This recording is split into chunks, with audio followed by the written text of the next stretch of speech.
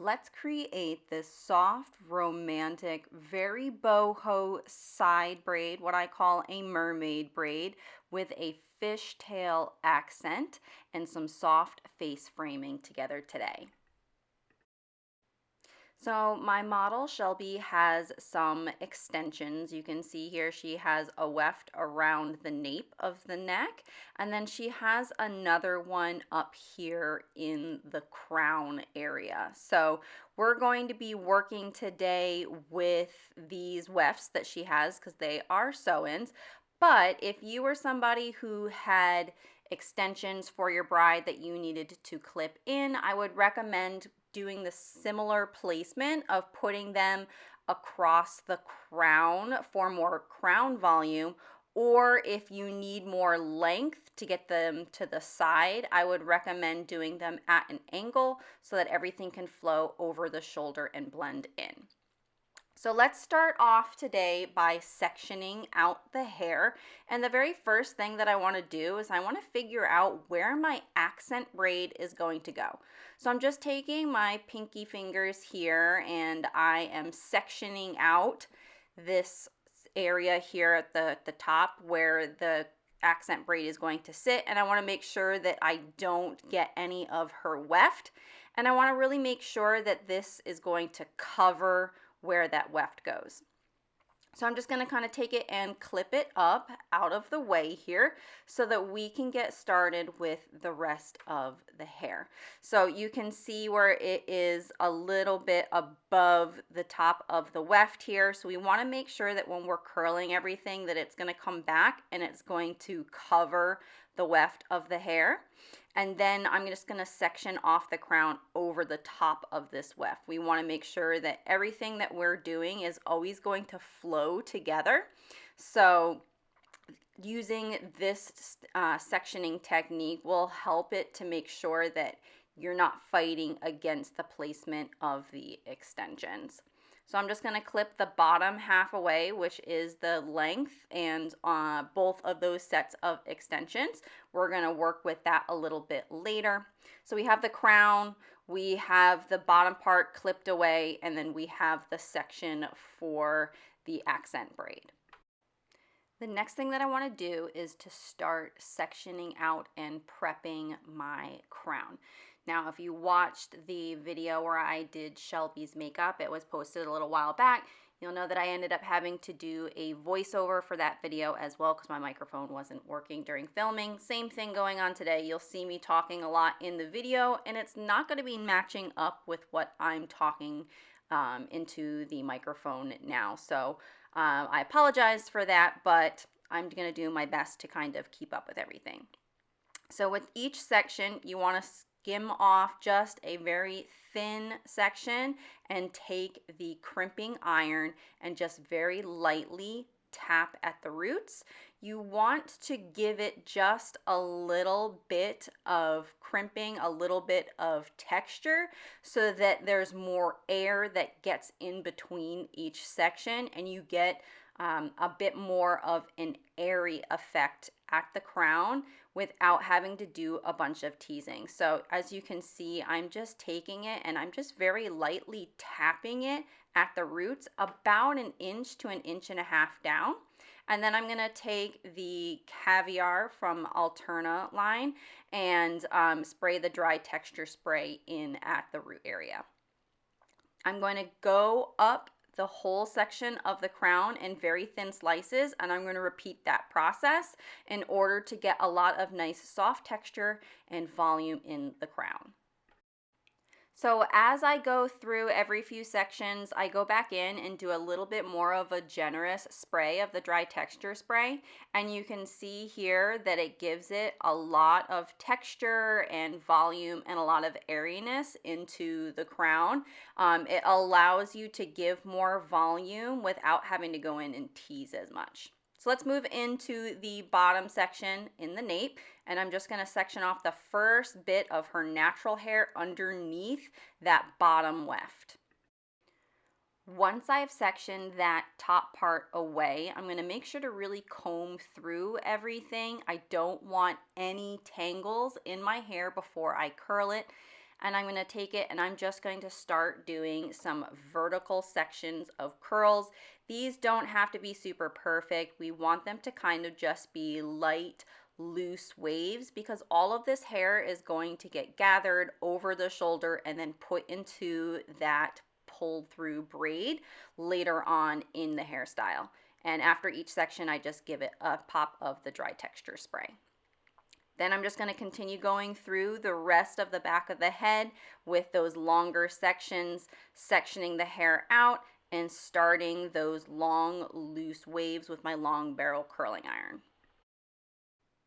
So when you are curling these sections in the back of the head, you really want to make sure that the hair is being curled in the direction towards where your braid is going to be. So for the majority of it, if the braid is over the right shoulder, the hair is all going to be curled from left to right so that it all flows together.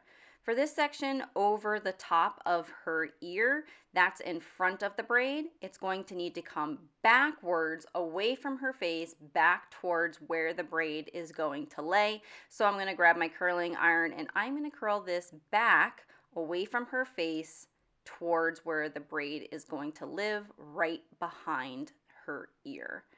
So I'm making sure that the hair is always flowing towards the braid and you're not fighting where the root of that hair is trying to bend. Now for the crown of the head, everything basically above that weft where there is no extension, we are not going to be curling vertically. We're going to be curling a little bit more horizontally. We're going to be placing the curling iron underneath the section in order to bend the hair at the root down and around towards the braid. This is going to give it a lot of volume there at the root and allow us to be able to manipulate those curls around in the direction that we want them to without having to worry about them flattening out or losing a bit of that curl. We're going to keep it nice and voluminous by putting that curling iron right in at the base horizontally and wrapping it around towards the braid. So you can see what it ends up looking like in all kind of brick lays together in order to start to form that texture at the crown. Now here is what it looks like when it has all been curled. You can see how everything is kind of wrapping and flowing around the head shape towards where that braid is going to lay. We're not going to be fighting which direction that the hair wants to go in. We're going to be able to just gently comb with our fingers and pull the hair in the direction that we want so that everything is flowing smoothly together. Now let's prep the hair for the fishtail braid. So what I'm going to do first is I'm going to make sure that my section is still laying in the direction that I want it to, and then I'm going to be able to feed it back into the braid and make sure that I have enough hair to get some fluffy volume, and that I'm going to be able to cover where that weft comes around from the back over the top of her ear. So I just want to make sure that I have enough hair before I start doing my braid. Now when it comes to actually prepping that section, I'm going to start off with some of this dry texture spray. I want to give it a good spray throughout the hair and the lengths to give it grip while I am braiding.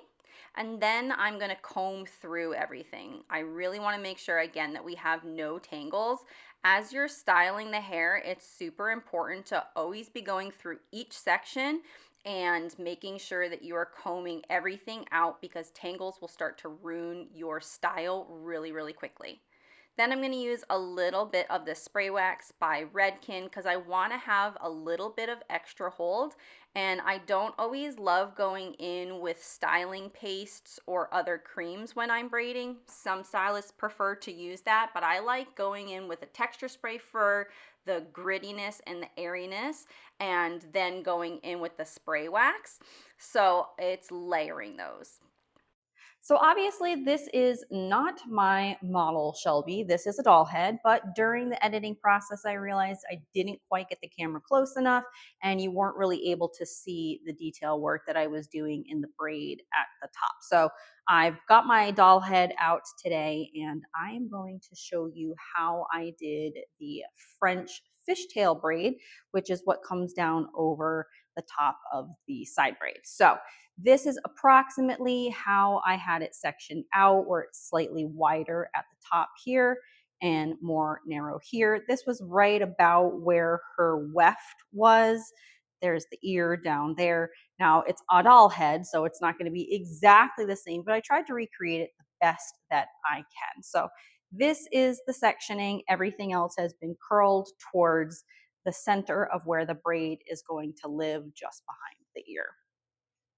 So what I'm doing first is I am slicing off a section at the top about a half an inch or so thick. So what I'm going to do is I'm going to take that piece and I'm going to splice it in half, take a little section from the outside here on the right, cross it over the middle, and join it with this section over here. Then I'm going to do the same thing over here. I'm going to take a little bit from the left-hand side, cross it over the center, and join it. Oops. There we go. Then join it with the hair that's over here. So now it's going to look like this. And then I'm just going to continue to work down, taking a little bit from the outside and just crossing it over. I'm not picking up hair from anywhere else. I'm just taking hair from the outsides and crossing it over. This is going to help me to keep my shape and allow me to fluff it out easier later. So again, each time just taking a tiny little piece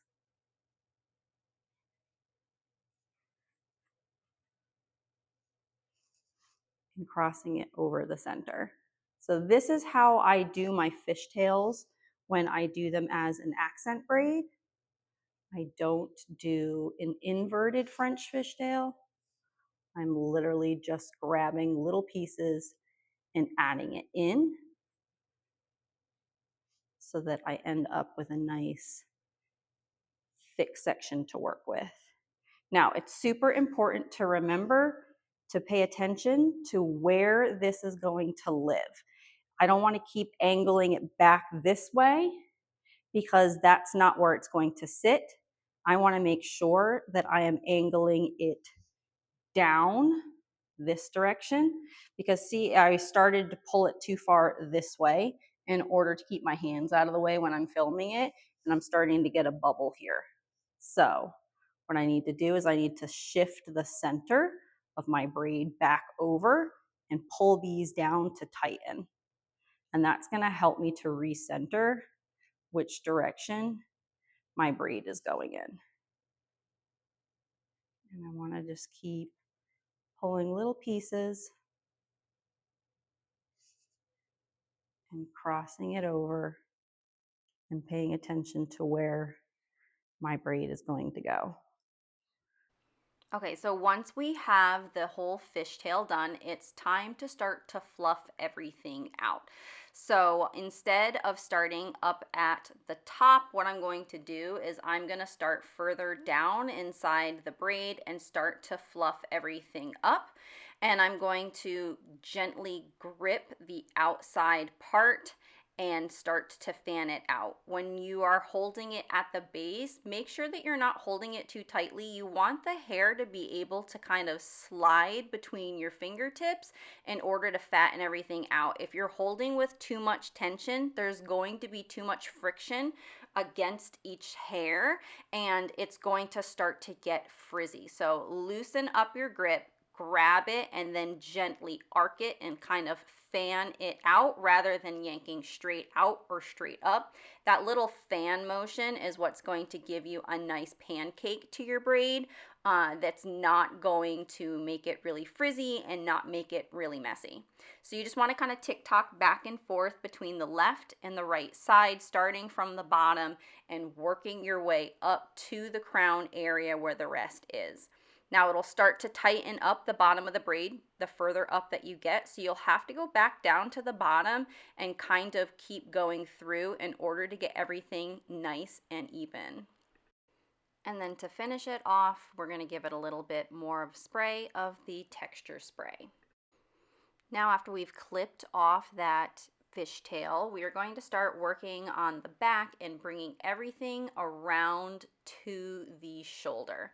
Now you can see that Shelby has a lot of shorter pieces up top, so basically what I'm going to do is I'm going to take these longer pieces at the nape, and I'm going to separate everything off so that way that I can twist everything back and I can get it all secure a lot better. So I'm going to clip away these shorter pieces on the top. And I'm going to take these longer ones and start to literally just twist them and kind of wrap everything around over to where I want the beginning of this braid to be. Now, I will be honest, I didn't do it quite as far over as I wanted it to, and it is a little bit more visible in the end result. So if I could go back and do this over again, I would take it a little bit further. I stopped it a little too close. I would take it a little bit more over behind the ear so that it lives underneath the braid instead of right to the edge of the braid. But basically what I'm doing is I'm taking the hair and I'm twisting it and rolling it along the nape, and then I'm going to grab a little bit of the hair from behind the ear here, and I'm going to take an elastic and I'm going to secure that twist to that hair in front. And what that's going to do is it's going to hold all of the hair in place as if I was starting from a regular ponytail, but all of the hair over the shoulder for the braid is not going to be starting out from a ponytail. So it's going to offer me more flexibility in being able to manipulate the rest of the hair later. Then I'm just going to take the top part down and kind of finger comb. I want to see where all this hair is going to live and what little shorter pieces are going to need to go over as well. So I'm just kind of taking each section and twisting it away and towards where that braid is going to live and kind of just placing it there and seeing where do I need a little bit more volume? Am I covering up the corner of this weft? And so I'm going to take this piece and I've decided, okay, it looks pretty good where it is, and I'm going to take a bobby pin and I am going to slide it in up through where that volume and that twist is against the twist, and I'm just going to push it in right against the scalp, and that's going to kind of start to build my shape. And again, I'm going to keep doing that across the back of the head, making these little twists and grabbing a bobby pin and grabbing and hooking a little bit of the hair and pinning back against towards the twist. So I'm starting to build my shape and I'm making sure that all of my texture isn't getting all flattened out by taking it and trying to secure all of the hair in one piece. I do want this a little bit more soft, and I want the ability to manipulate the texture later to pinch and kind of pull and detail without having to worry about messing up other sections. So I find that when I want to keep a lot of texture, these smaller twists and smaller sections of pinning give me a lot more flexibility in my end style and all of my detailing. So I just kind of take each little section, make sure that it's flowing in the direction that I want. Make sure that there's any gaps. My braid is going to come over the top of it, and then just take each little one and pin it in place for now. I'll do some refining and some detailing to it all later. But each one I'm taking, grabbing some of the hair and pinning it back against the twist so that the bobby pin lays against the scalp. If I need to tighten something up, I can grab another pin and I can make it a little bit tighter, and I can loosen it up how I want it. Then I'm going to give everything a bit of a spray of the texture spray, and again a little bit more of the spray wax because I want a little bit of shine now. I don't always want to layer just the dry texture spray, and I'm going to comb through and make sure that any little flyaways or anything in the hair are starting to flow and everything is laying down nicely. I've got a little bit of texture for airiness to maintain that in the style. I've got a little bit of hold and shine from the texture spray, and I'm working through to start my detailing and making sure everything looks nice. Now once we've got all the detailing done that we want, it's time to start the actual braid. So I'm going to take one side from each, from the front and from the back, and I'm going to gather those over the top of the rest of the hair. And I'm going to comb through everything nicely because I don't want any little tangles, and I'm just going to take a clear elastic and secure it. So it's going to kind of be a V shape. The majority of the hair stays inside, and then there is one section from the front and from the back that is going to be gathered in a ponytail on top. So then I'm just going to take each side and I'm going to pinch and pull and start to fluff it out. Now this is why you want to make sure that the piece in the back is far enough forward so that this braid lays on top of it. I had to go back and do some detailing to kind of cover that rubber band that I had put in earlier. So we're just going to keep going, and we're going to grab another section from each underneath and repeat that process. So now we have two of these V shapes laying over the top with the clear elastic. And we're going to take these sides and kind of pinch and start to pull them out so that way it mimics the look of a braid. I've done a few of those, but now I'm going to go back and I'm going to secure my fishtail before moving on down the rest of the hair.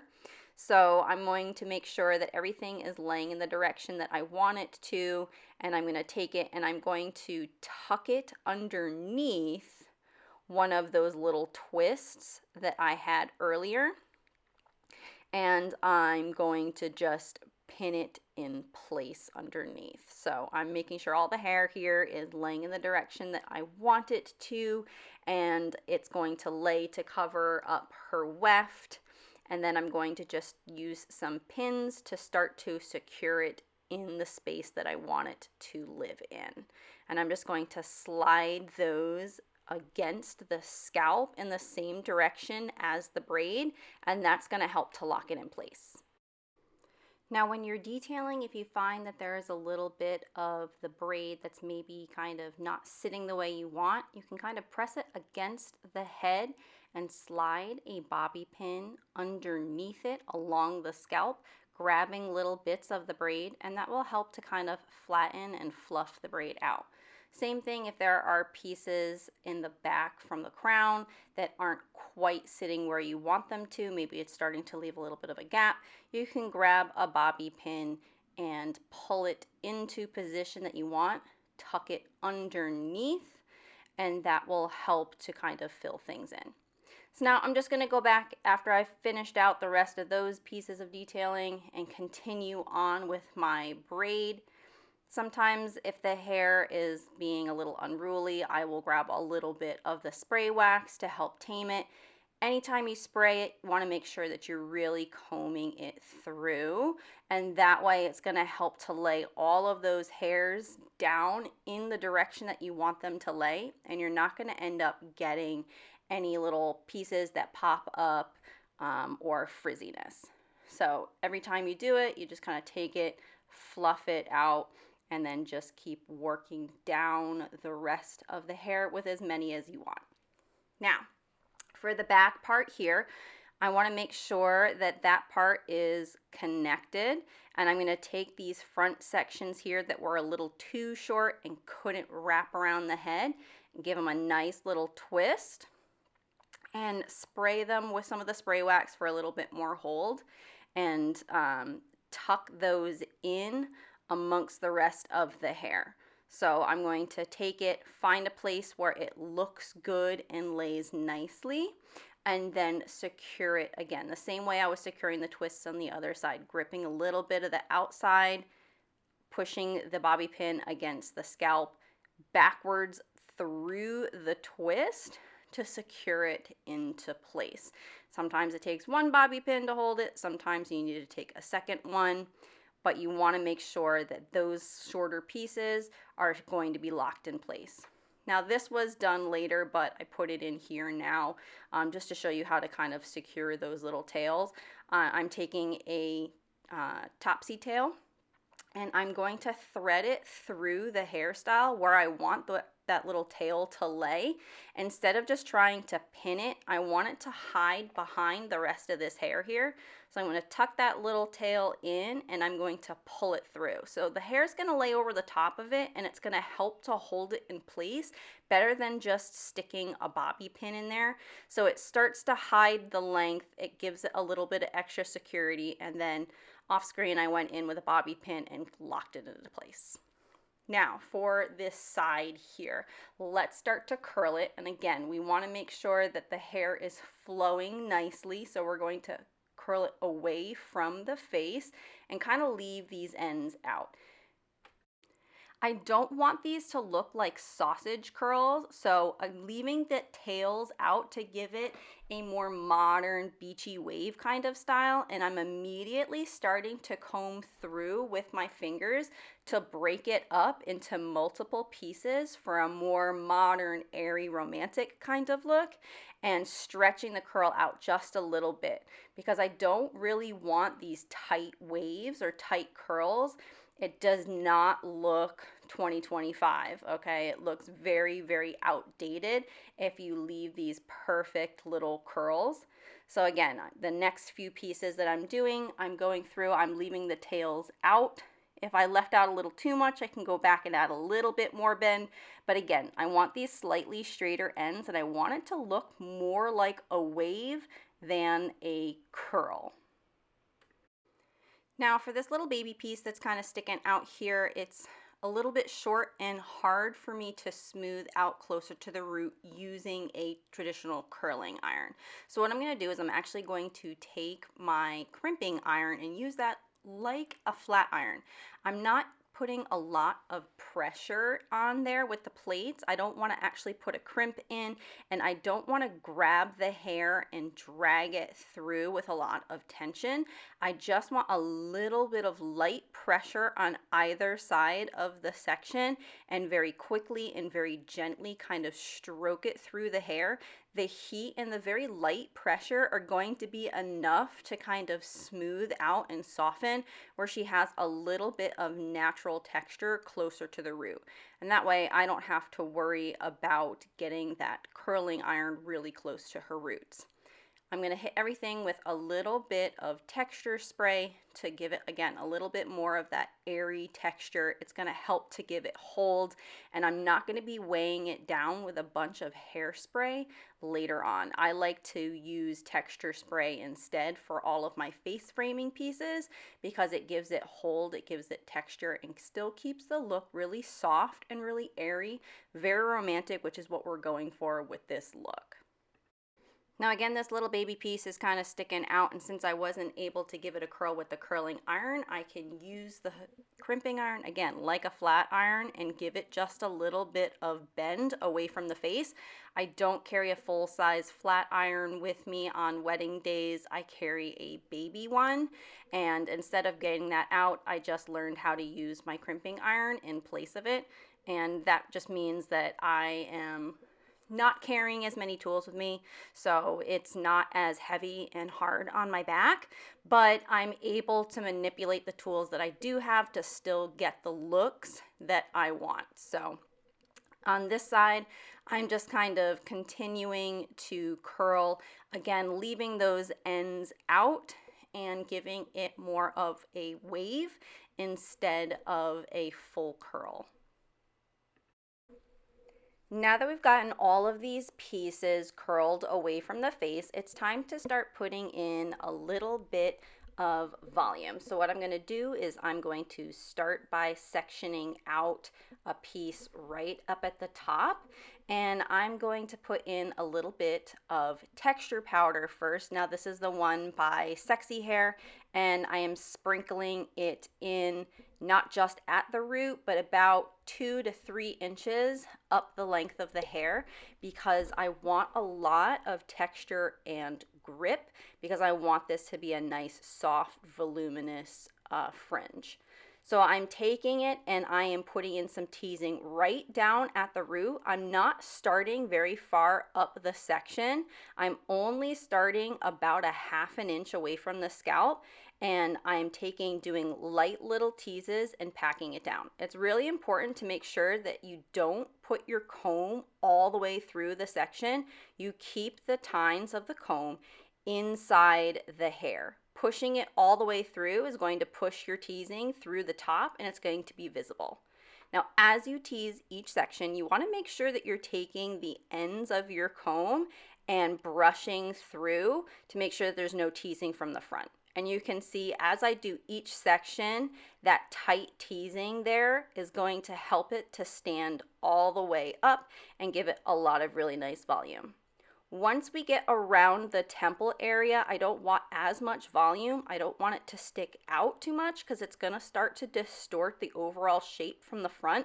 So I'm going in a little bit softer with that teasing, and I'm kind of combing through and fanning everything out with my fingertips as I go to make sure that my shape is staying the way that I want it and not getting too big. And then of course I'm going in with more of the texture spray as I do it, to give it some hold and to give it that airy texture. Now, as I go through each section and I lay it and work it back into the overall fringe, I'm making sure to use the end of the comb here to kind of rake through any bits of teasing that might be visible from the front, the top, the back. I want it to all kind of flow really nicely and have texture and volume, but I don't want it to be a big frizzy mess. I don't want you to be able to actually see any of that teasing. So this refinement is really what's going to set your fringe apart. It's what's going to help it look soft and romantic. And always layering in your texture spray, because again, it helps to give hold, but it also gives a little bit of that airy softness every time you give it a little bit of a spritz. So for this top section, again, I'm going to go through and I'm going to rake around each side, top, back, front. I want to make sure that I don't have any visible teasing whatsoever. I just want the hair to flow really nicely. And I'm going to pinch and hold at the root and kind of start to fan it out with my fingertips and keeping that comb raking through so that all the hair is flowing together back into the rest of the fringe. Going to finish with a little bit more of that dry texture spray. You know I love it. And again, it's going to help to lock it in without weighing it down, instead of using a bunch of really hard hold hairspray. Hard hold hairspray is great. It has its place, but it can really start to weigh down the hair. And since she has finer hair anyways, the product that would give it the best hold while maintaining that airy look is just going to be dry texture spray. I'll use some harder hold hairspray to lock everything in at the end, but the interior, as I'm building up this shape, I really want to make sure that I'm not weighing the hair down as I build it up. And I'm just going to go through and I'm going to refine any little bits of the braid that maybe got a little misplaced from clips or from my fingers, and just make sure everything looks good overall. All right, the last little bit here to the braid is these little tails that I kind of left out. I didn't take all of the hair from the front and the back each time. I left a little bit out because I wanted it to kind of have this really soft, romantic boho type look. So I'm going through with that spray wax and I'm kind of spraying it on these little individual pieces just to tame them. And instead of using, again, hairspray, which is going to be hard and crusty and weigh those curls down, I want to give them a little bit of hold, a little bit of shine, and really help to control any of those little flyaways. So the the spray wax is really the best product I've found to do that. Now, if there's any little pieces that I want to tuck in behind the braid, maybe it's a little bit too long or I left a little bit too much, this is where I'm going to use my topsy tail. I'm going to use it to thread the ends of those pieces through the braid to incorporate it and have it kind of come out the back. That cuts down on some of that length. Now to finish the look off, I'm going to put in some hairpins. These are a set from Kila, I believe the name is. I'll put the link in the description where you can purchase these online. I wasn't quite sure if I wanted to use 2 or if I wanted to just use 1, and I ended up just using 1 for this look.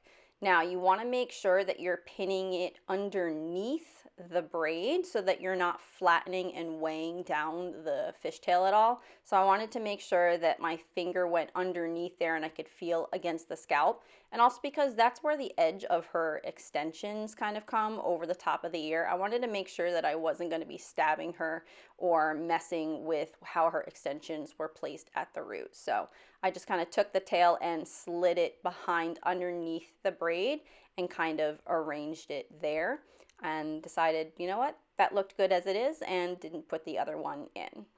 And there we go. That is the final look for this modern boho mermaid braid with an accent fishtail braid. If you like this video, you'll love the rest in my hairstyling series, so make sure you subscribe or click to watch the next video.